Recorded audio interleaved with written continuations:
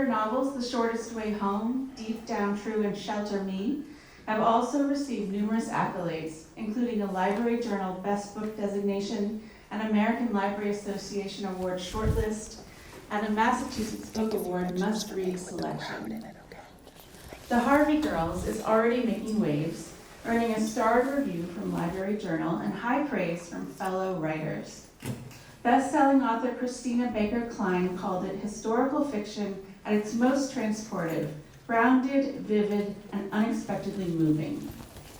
Juliette's novels are known for their emotional depth, rich historical detail, and the kind of characters who stay with you long after the final page. As author Marissa de los Santos puts it, Juliette has a gift for creating complex, exquisitely human characters.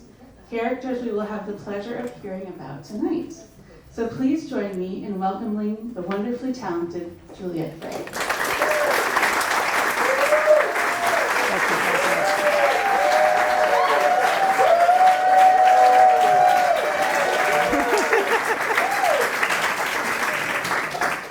Oh, a hometown crowd. So nice.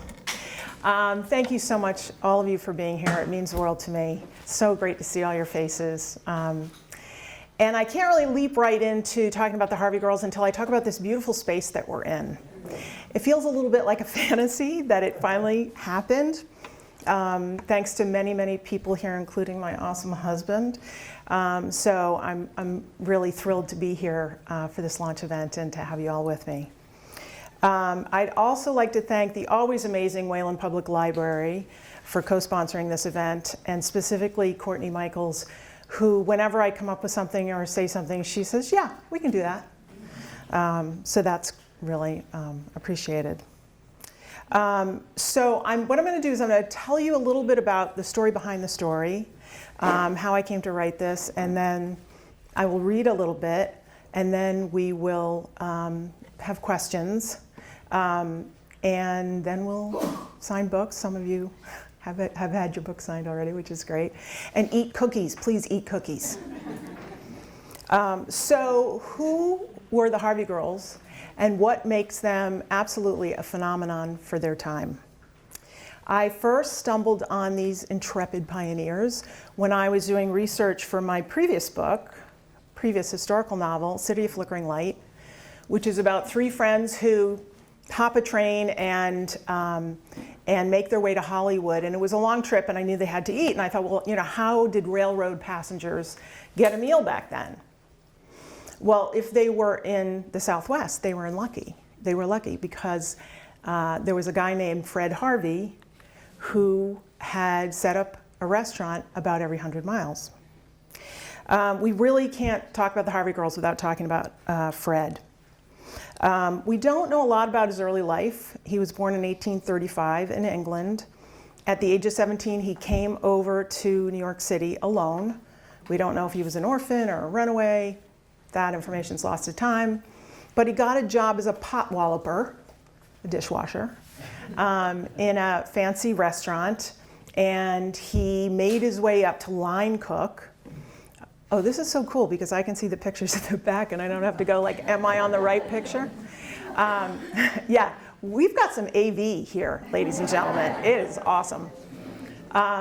So he made his way up to line cook. This is not a picture of Fred Harvey, but it is a picture of Delmonico's in the late 1800s, and I just thought, for visual appeal. And this is how Fred Harvey fell in love with fine dining.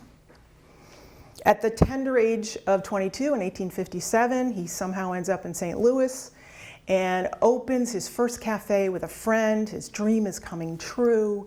And then the Civil War comes and creates all this instability. So the business goes out of business, and his friend makes off with what's left of the cash. And so Fred is back to square one. In 1862, he got a job as a lowly mail clerk on the railroad, but he was nothing if not ambitious, and he finally made his way up to freight agent. And this was a job that he did not love. He had a growing family, and he needed to make money, but he didn't love it because he had to do a lot of traveling, and the food and lodging options along the railroad were legitimately disgusting. And here's why. In the 1800s, steam engines had to stop every 100 miles or so to refuel with coal and water. So hungry passengers, looking for a meal, they would have like these rustic food stands that had cropped up along the railroad. At best, the offerings were simple. At worst, they resulted in death by food poisoning.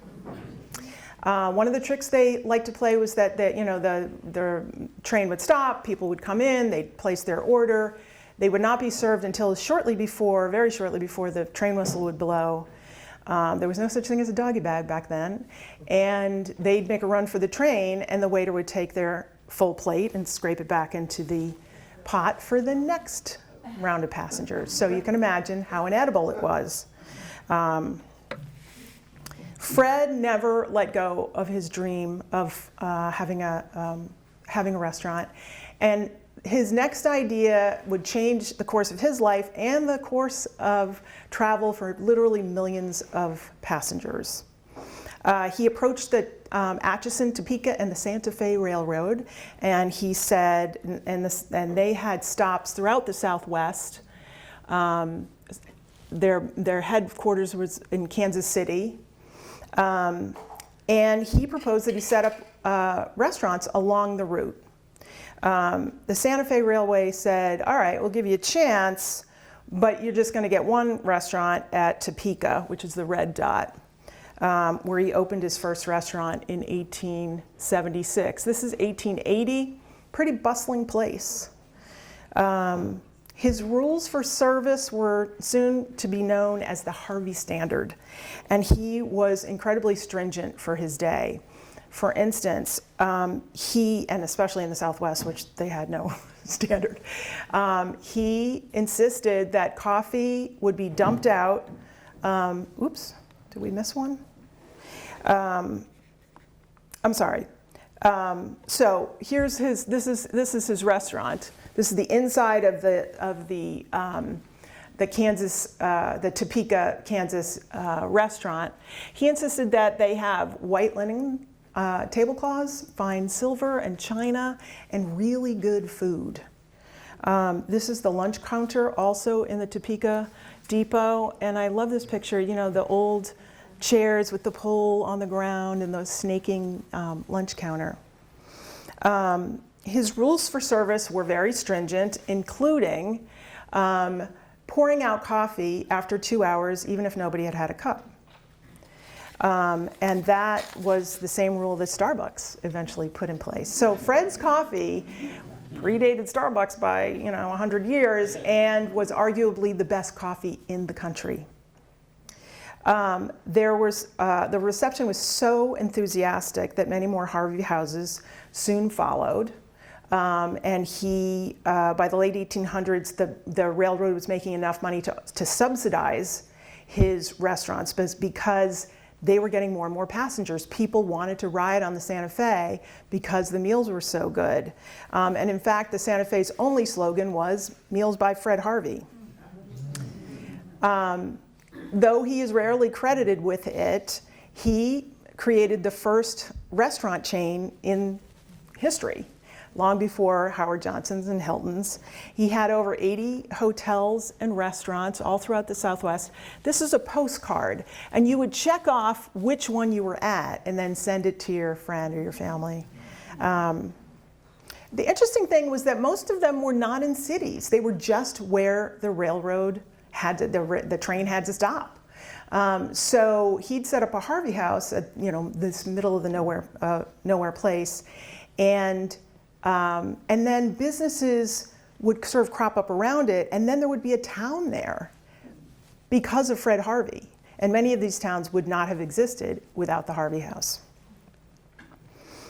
He was also remarkably fearless in his business methods, and this was especially evident in how he hired, treated, and promoted women. So at the time, women's best options for work were like being a nurse, a secretary, maybe a teacher, domestic work and factory work was for the low classes. Being a waitress was like 2 steps up from prostitution. And I love this picture because she looks so tired. If you had a respectable restaurant, you had waiters, not waitresses. The problem was that in the Southwest, which was still pretty wild at that time, he found that his waiters would get liquored up and go on tears. So one of his managers, who was just had enough of this, said to him, "Please, can we hire women?" And Fred said, "I will give that a try, but they cannot be waitresses. They will have to be Harvey Girls." He dealt with the respectability issue by making them wear uniforms were about as alluring as a nun's habit. Yeah, you weren't getting much ankle from that. They lived in dorms with strict curfews. They could not date other Harvey employees.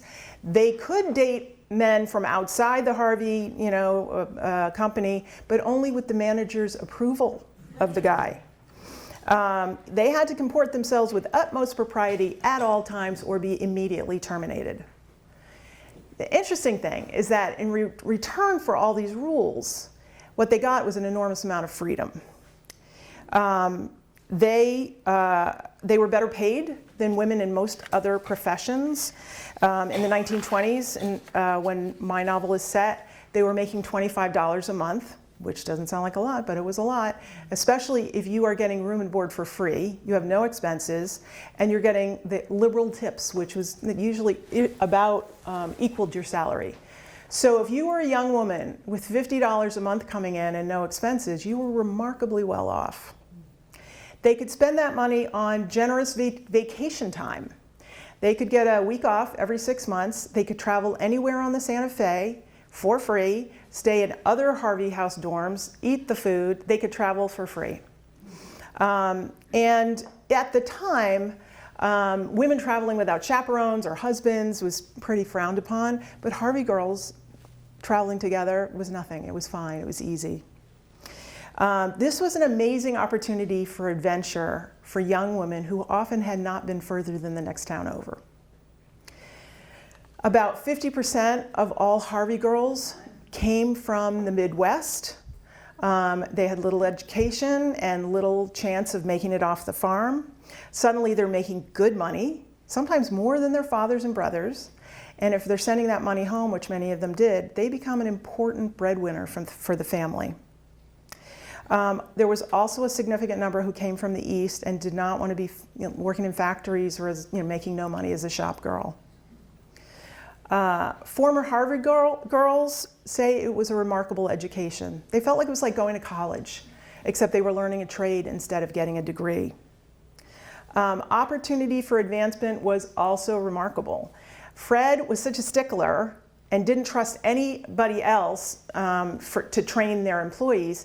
He wanted to hire people with no experience and train them himself, and he almost always hired from within, which meant that Harvey Girls could sometimes make it to assistant manager or even manager, which was unheard of at the time.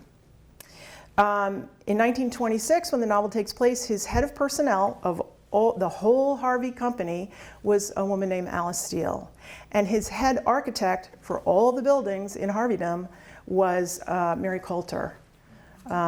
These were 2 of the highest ranking women in corporate America, and they both worked at the same company. In the 1870s, when Fred began, the Southwest was populated mostly by men.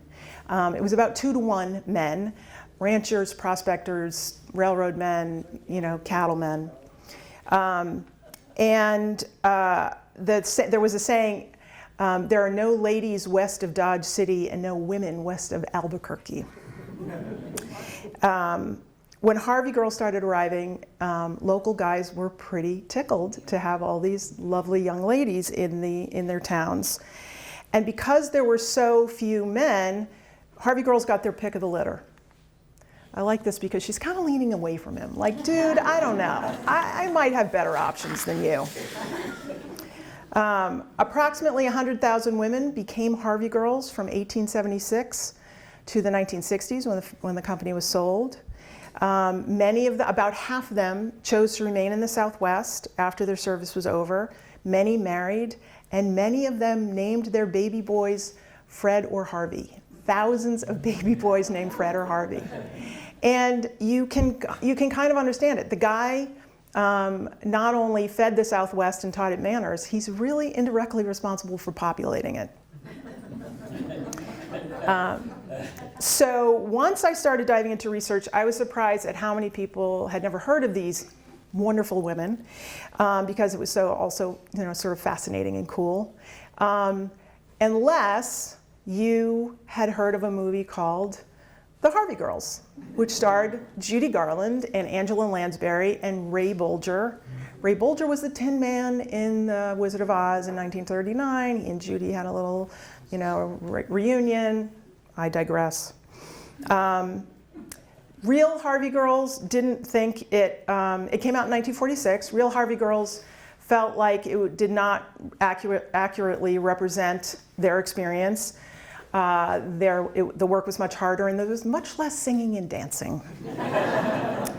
But they didn't mind when the hit tune On the Atchison, Topeka, and the Santa Fe, and that's all I'm going to sing for you, became a big hit.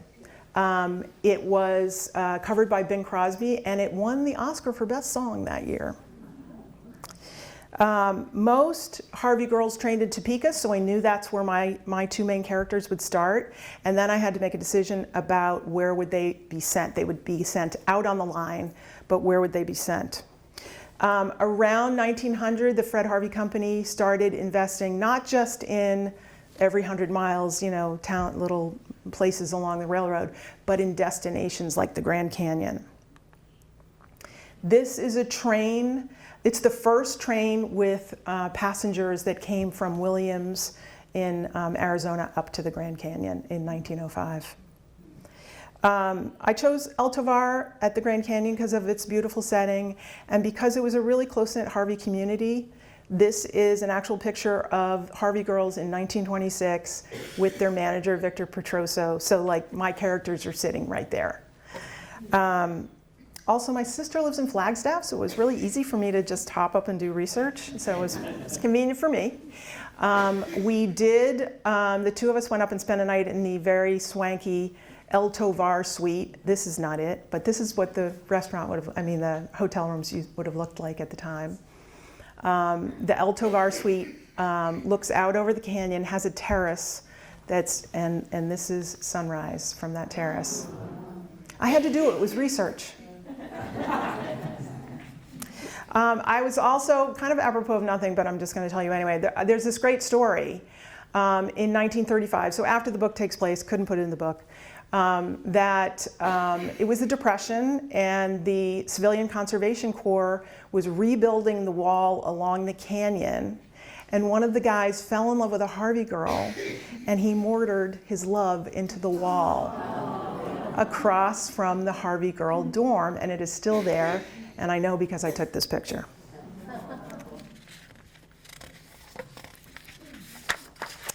So I was fairly deep into, getting the girls set up at the Grand Canyon when I learned about how the Grand Canyon's designation, first as a forest reserve in 1893, and then as a national park in 1919, wrought havoc for the Native American tribes who had called it home for over 1,000 years.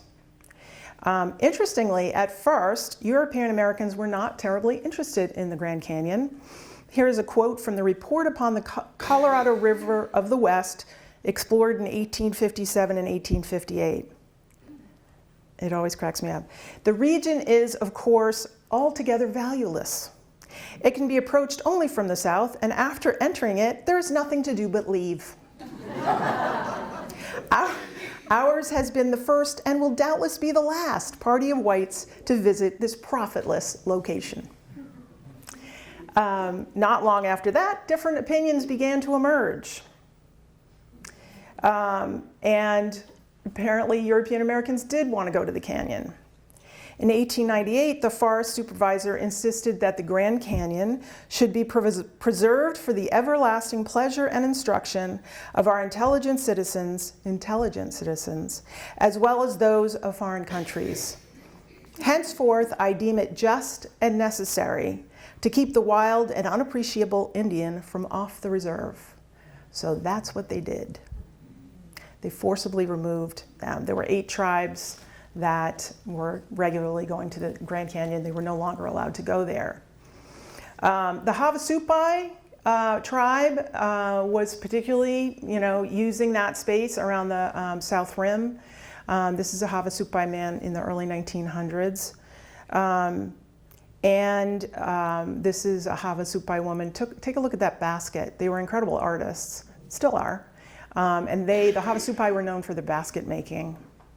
But when Americans decided they wanted to save the area for use by white travelers, the Havasupai were forced to go from hunting grounds, hunting and farming an area twice the size of Rhode Island, that's the yellow line, to 1 square acre of reservation, that's the little green dot, and the red circle is where Grand Canyon Village is now. And it had a huge impact in their ability to feed their families. Since then, some land has been returned, but generally, generational harm really is pretty incalculable. So Fred Harvey took a different approach from the government. In 1901, when Fred died, his sons, Ford and Byron, took over the company. And Fred's 5 kids were very much enamored of Native American artwork and crafts. I took this picture at the Museum of the American Indian in DC, and I think it's kind of funny. He's got his eyes downcast, he's got these beautiful pots. She's there in a suit with her white gloves, like negotiating. And this was like, hey, come and buy stuff from the Native Americans in the Arizona, New Mexico and Arizona Rockies. Instead of banishing the tribes and pretending they didn't exist, the Fred Harvey Company sort of welcomed them in. They opened Indian houses at many of their locations where Native Americans could come and sell their wares. And this is the Hopi House at the Grand Canyon, and it's built to look like an actual Hopi home. This was kind of a mixed bag for the tribes. They could much more easily sell their products and they could make money, which was really important for them because their traditional ways of feeding their families had been so curtailed by the creation of the park. But contact with European Americans did have an impact on their culture.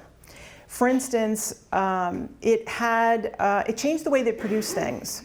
So pottery jars no longer had indentations on the bottom because white Americans were not going to carry them on their heads. And their weaving, which was mostly for clothing, then had to be bigger because European Americans were going to use it for the floor, which was was not what they did, or for beds. And pottery items, they had to produce them in much smaller sizes than they would normally have used so that tourists could put them in their suitcases. I never found any suggestion that the company cheated or abused the Native Americans, but you have to admit it wasn't entirely altruistic. They were definitely making, it was a big draw for tourists to come to Harvey hotels and restaurants. So I did sort of thread that piece of the story into the story. If you've read any of my previous historical novels, you will recognize in the Harvey Girls brief appearances by Gert and Winnie Turner. And the story of their meteoric rise as acrobats is told in the Tumbling Turner Sisters. And then Gert Turner goes to Hollywood and tries to make her way in the burgeoning silent film industry. And then Gert and Winnie make cameo appearances in the Harvey Girls. They are not sequels, really. They're 3 separate stories. They do sort of progress through time, and my publisher is calling it a trilogy, so that's kind of fun. So if you will forgive a little bit of pride, this quote just came in. I have a Google alert on my name, and somebody, so this popped up. It was a review from the Colorado Sun. And this is a bookseller, and she said, I spent 2 summers working for Fred at the Grand Canyon, and I absolutely love this book. And this is like, means the world to me.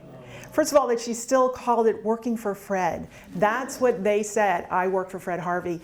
The guy died in 1901. They were saying that through the 1960s. I will make a quick mention that if your book club reads the Harvey Girls or any of my books, I'm happy to Zoom with you, or for local people, show up in person. I love doing book clubs. It's really fun. We can talk about the ending. You can, ask any question you want. So that's sort of fun.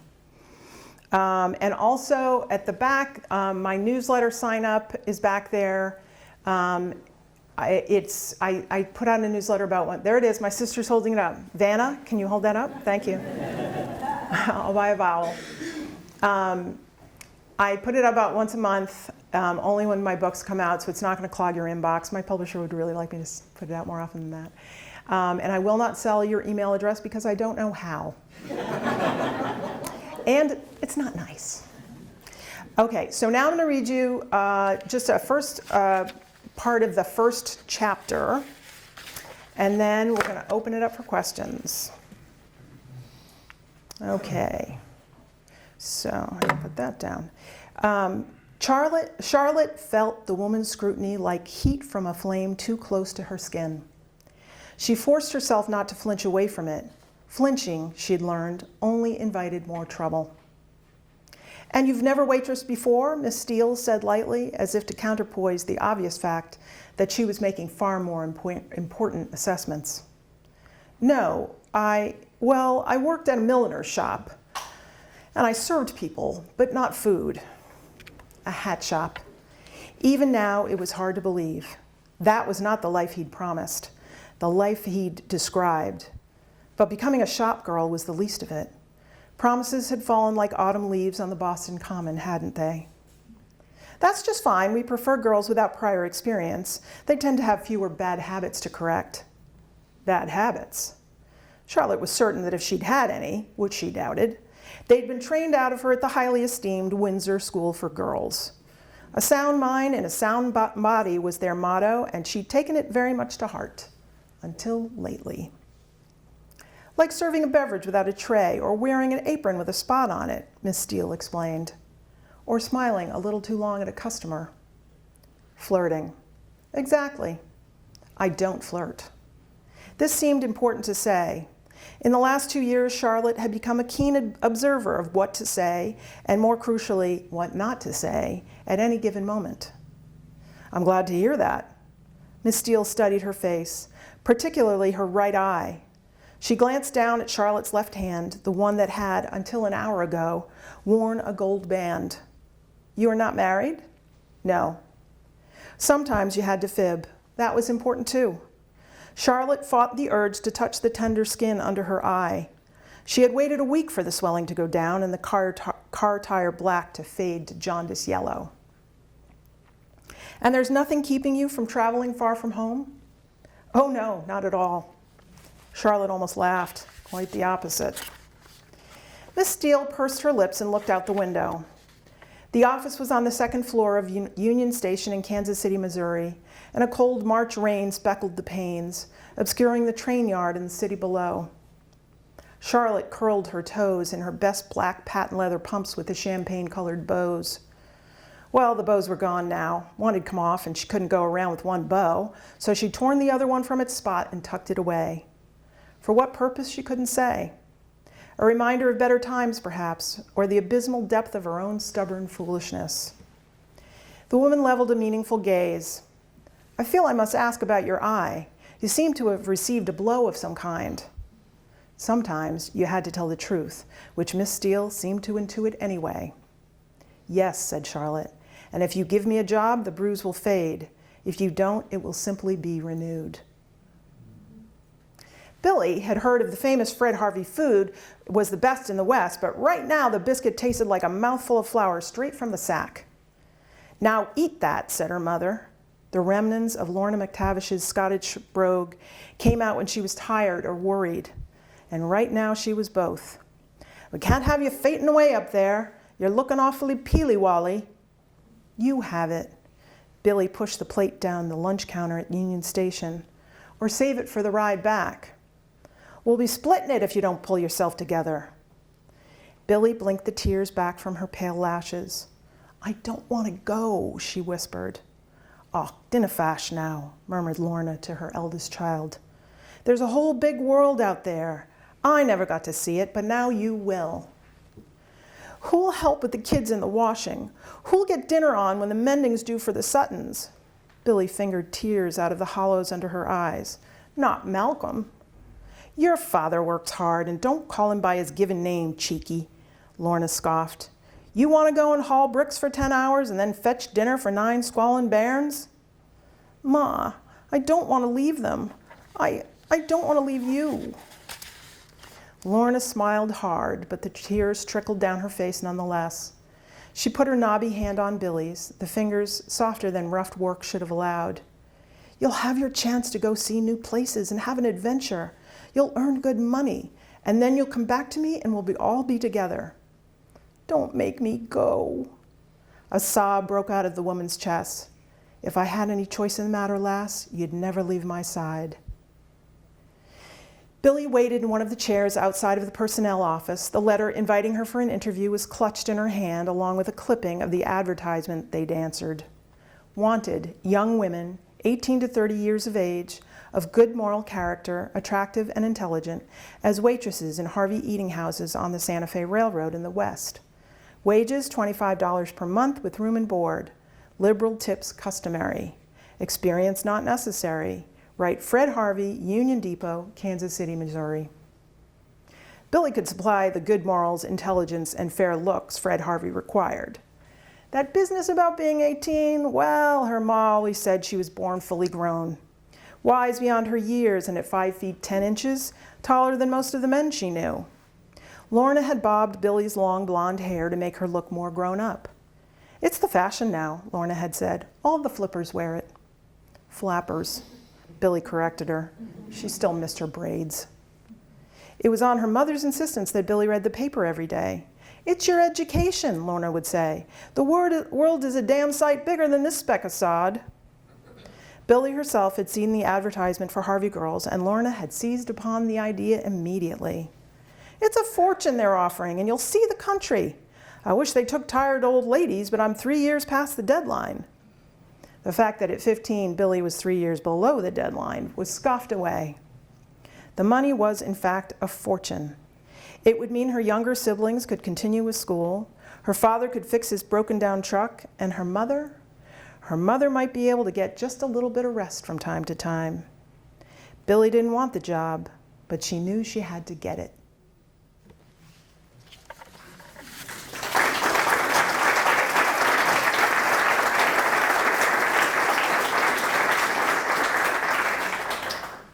So, any questions, any thoughts, anything you want to share?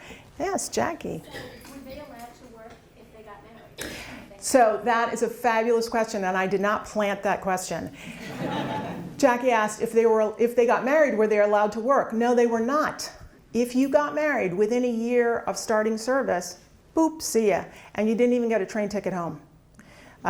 So some women made that choice, but mostly they stuck with it. Thank you. Yes, Larry. So you say service, there's a term, almost like a contract to resign, for how long? So, great question. I never saw anything about a contract. It was kind of like, yeah, you're going to come and do this, and we'll pay you, and everybody agrees that they're sort of on the up and up. Billy was not on the up and up. She was 15, not 18 like she was supposed to be. And one of the things that was interesting was there was a lot of girls that did that. This was good money. And if your family needed the money, you were going to go do it, no matter how old you were. I think as young as 14, they would lie and do it. But no, I never found any actual contract. But they knew the terms. You know, you're going to work for 6 months. We'll give you a week off. You work for another 6 months. And we'll see how you do. It was very high expectations. You would work 6 days a week, often 12 hours a day. You had to be good at what you did. or they'd get rid of you because there was plenty of girls who wanted to do it. Yes, Bill. You've created two characters with very different backgrounds. Yes, I have. And I'm wondering if there were diaries or personal narratives that you came across that helped inspire the characters you developed. Yeah, that's a great question. So Bill's asking, did I find diaries or narratives that helped me sort of choose what the background of my characters would be? And yes, I did. I read a lot of interviews with Harvey Girls. And one of the things that was really interesting to me was that there was a whole subset of girls who were running away from something. And it could have been anything. It could have just been poverty, or it could have been, maltreatment. And there was this also subset of girls who didn't really fit the criteria, but were going to find a way to do it anyway. And also, I was very moved by how much these girls' lives changed. They were able to really take agency with their own lives, which they didn't have. Harvey Girls often married later than their cohort because they liked their freedom. They had the money. They didn't need a man to support them. And they had a lot of guys to choose from, so they didn't have to jump at the first offer. So I was very sort of taken by those kinds of stories when I decided on Charlotte and Billie. Dad. Uh-oh. Did you model the character of Fred Harvey on somebody you know, or? Oh, Dad. Yeah, it's all about you, Dad. Yeah. He was a real guy. I didn't model the character after anybody. He's not even in the book because he was dead by the time. By 1926, he'd been dead for a long time. But they still called it the Fred Harvey Company. Not the Harvey Company, the Fred Harvey Company. And the girls would say, I work for Fred Harvey up until the 1960s when the company was sold. But great question, Dad. Yes, Catherine. What was the upper age limit? The upper age limit was 30. And were they fired after they did? No, I mean, I think once, that was when you could be hired. You could be hired as old as 30. And there were women who never got married there were women who stayed with the Harvey Company their whole lives. And there were also women who, they'd worked for years and they found somebody they wanted to be with, and the Fred Harvey Company would sort of look aside and sort of be like, well, okay, you can go live with your husband and still work here, but you've proven yourself to us. It was really that first year that they were like, no boys. So, yeah. Who did they sell the company to? Great question. So what happened was, as you can imagine, train travel really declined. First there's planes, and then there's cars. The Fred Harvey Company was very good at pivoting, and so suddenly they were creating all the food for the dining cars on the trains. They even were in planes. They were doing food service in planes. But you had the Depression. People weren't traveling much. And you had, the war. So by the 60s, they were kind of limping along. And they sold the company, it's like Amphar or something, which quickly sold it to Xanterra. And Xanterra still has the concession license at the Grand Canyon and many other national parks. So it's still there. And Fred's painting is still hung in El Tovar. It's still very much part of their history. Yeah. Yes, Leah. How many, if any, of the buildings remain? Did any survive? Some, not many. A place like the Grand Canyon is always going to get visitors.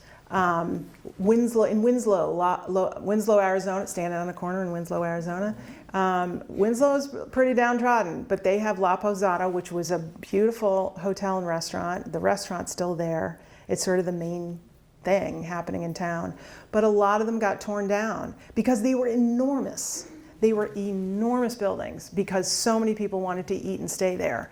So, then suddenly the train's not stopping there anymore. The town sort of contracts a little bit. there's not enough taxes to pay for the upkeep, and nobody needs a space that big. So most of them have been torn down. Yeah. Yes, Nicole. Hi. Can you tell us a little bit more about weaving in the Native American aspect of the plot? Was that something that was always there for you, or did it sort of come along partway through during your research? Yeah, that was tricky because I sort of was like, they're going to the Grand Canyon, and had sort of started writing that when I found out about sort of what was going on with the Native Americans at that time. And there were still Native Americans living in the area, and they were getting ready to push the last few out. And I really didn't feel like I could tell the story without talking about that. It felt wrong to me to just act like, yeah, we were, the place was empty and we just showed up. But I also didn't want that thread to sort of take over either. And I also didn't feel like, maybe is that my story to tell kind of thing. So I had to sort of find a way to talk about that. So I do have some secondary characters who are Native American. And talk about the mixed bag it was for the tribes. But have it be part of the story and not the whole story. So that was a tricky one for me. Yeah, thank you. Cynthia. First of all, congratulations on 8 novels. Oh, that's so nice. Thank you. And I think I asked you this for every single one of them. Can you tell the story if there's an interesting one around the cover? Obviously, you knew what to call it. The cover. Yeah, so Cynthia's asking about the cover. How did this come to be? Well, I had a whole lot of ideas about what the cover should look like. It should definitely have a picture of the Grand Canyon on it. No. And at first I was like, I don't know, like I was a little iffy about it, and they were great in that they sort of were trying to take my ideas and stuff, but the art department and the publisher basically said, no, this is what we're giving you. And so I did, what I've done for previous covers, which is they both had brown hair. Well, Billy's blonde. So I said, can you give her blonde hair? Sure, we can do that. They had just a plain white plate.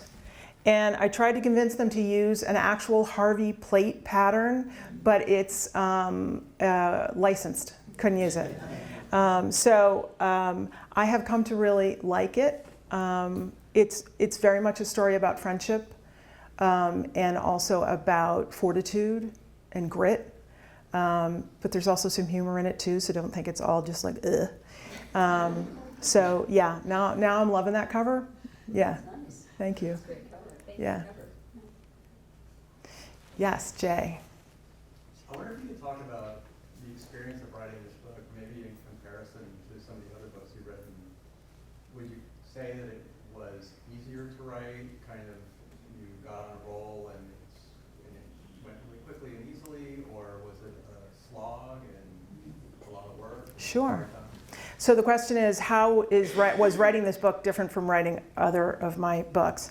So contemporary fiction is so much easier, because you know the culture you're living in. I mean, obviously there's things you need to research and things you need to, sort of learn about. But there's all kinds of things that we just take for granted about sort of how we talk to each other and sort of our customs and stuff. That's just I don't have to learn.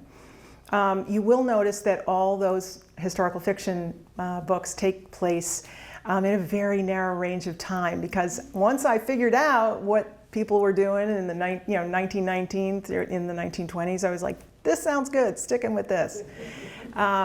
So by that token, it was easier for me because all of that sort of what was happening in the world and what how sort of what culture was like I felt more comfortable with.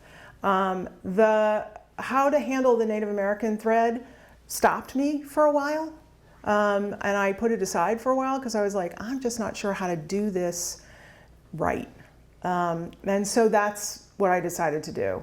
And then I really felt like, well, 2 things happened. One of my friend's fathers, very elderly father, who loves my historical fiction, kept asking her about the Harvey Girls. When is she going to finish it?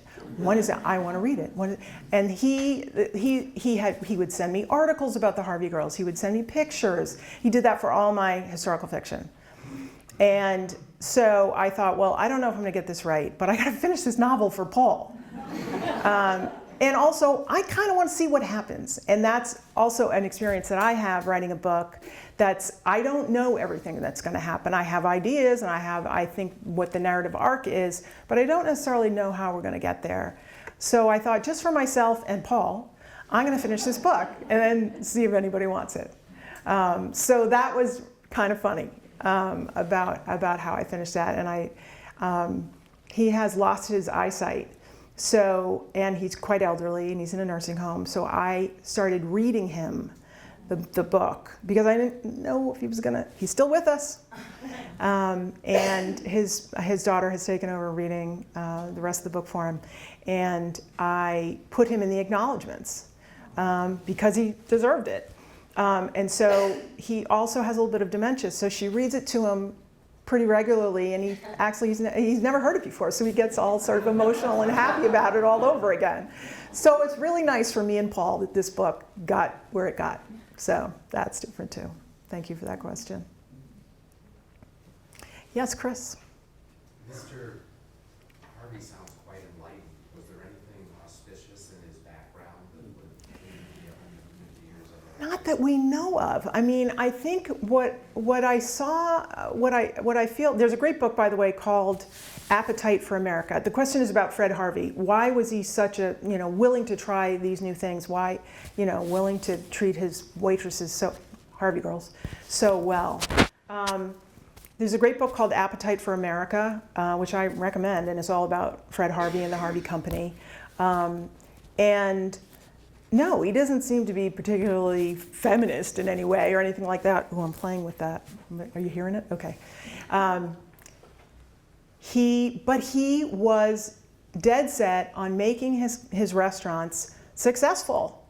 And his guys were getting drunk and into fights. So he's like, well, okay, we're gonna try something new. And it was kind of ingenious to say, oh, these aren't waitresses, they're Harvey Girls.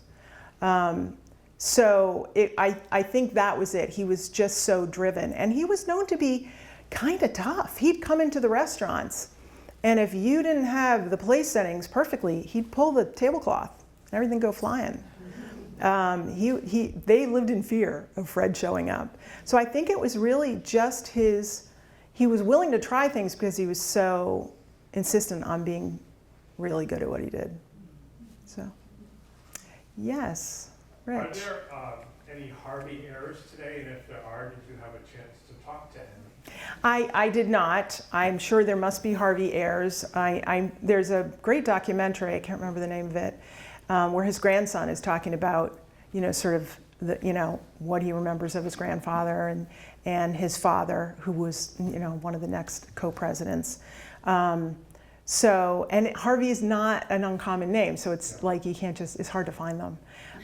But it's interesting how much, especially in the Southwest, the Fred Harvey sort of, mythology, although it's all true, still lives. And there's like a whole, weekend devoted to Fred heads, they call themselves. I am not kidding.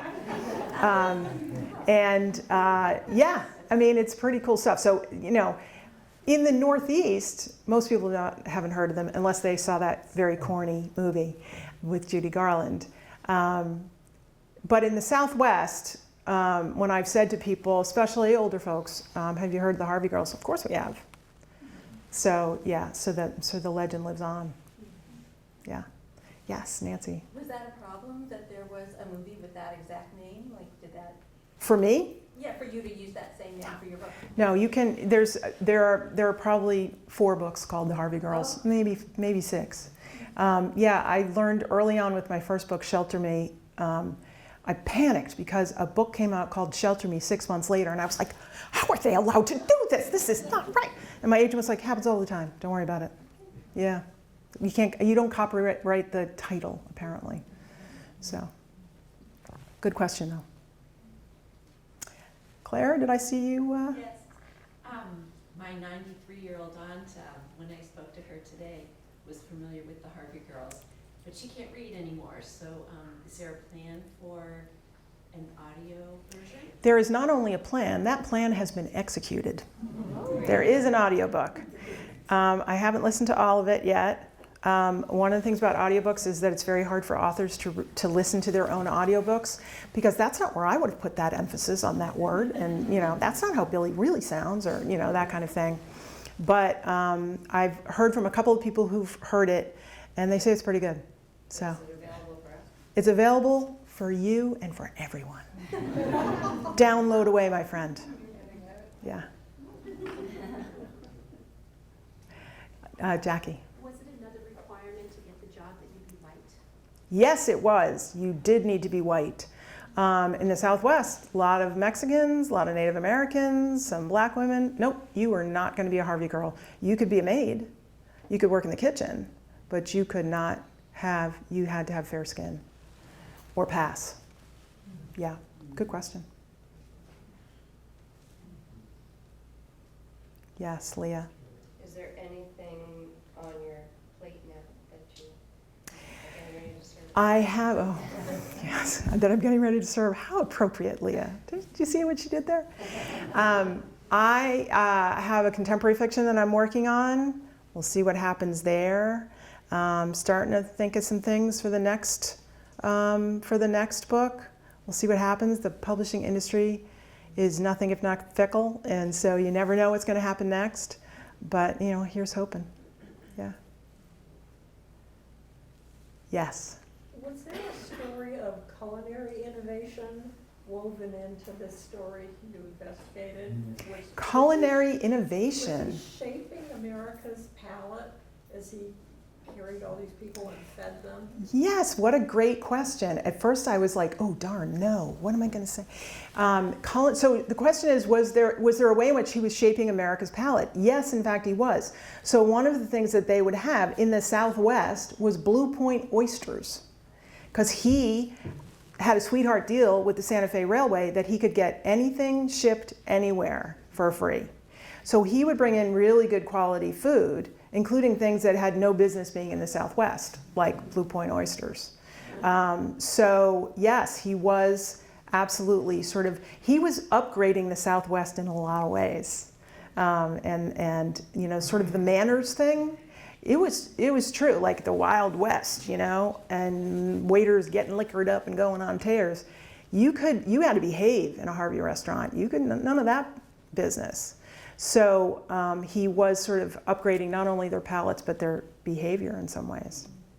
Yeah, great question. I gotta keep that one in the back of my head. Yes, Carol.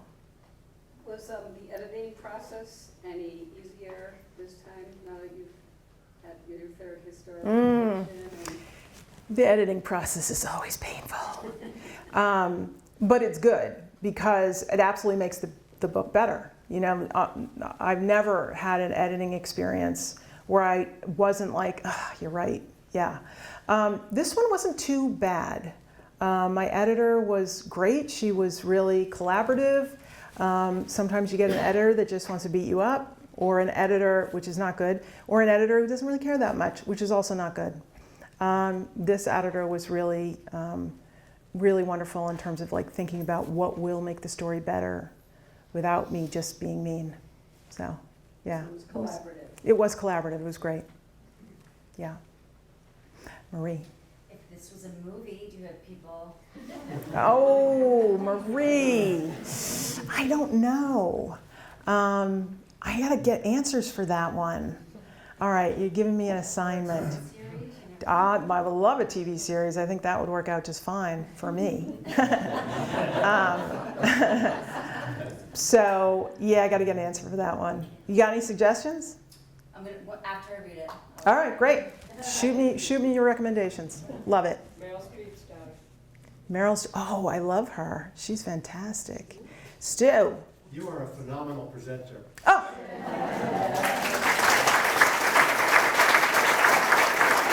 I paid him to say that.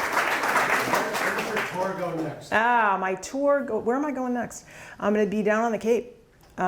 So we're going to, Plymouth and then Westerly, Rhode Island. And it's nice. I'm going out to Seattle I got a kid out in Seattle, so I say, oh, I'm gonna do a book tour, write it off and go see Liam, which is really fun. Some upstate New York. Yeah, so, and then the Southwest, I'll do the Southwest in the spring. So, yeah, thanks. Should I end with that? Oh, no, there's no, it's Mom. Mom, what are you gonna say? She's trouble. She's in more trouble than he is. The women's suffrage movement started in England, I think. Mm-hmm. This is Pankhurst and all that. I wonder if that somehow influenced Fred Harvey's openness toward helping women. Well, he started in 1876, so he's a little early for that, honestly. But you make an interesting point that he was from England, and maybe he had a mom that was, or a sister who was, having a hard time finding employment or whatever. But we don't know. We don't know anything about his early life. But yeah.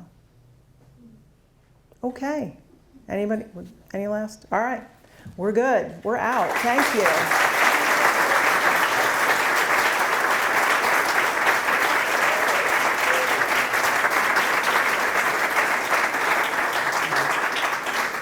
I appreciate you all. Please eat some cookies, and if anybody needs a book signed, I'm making a beeline.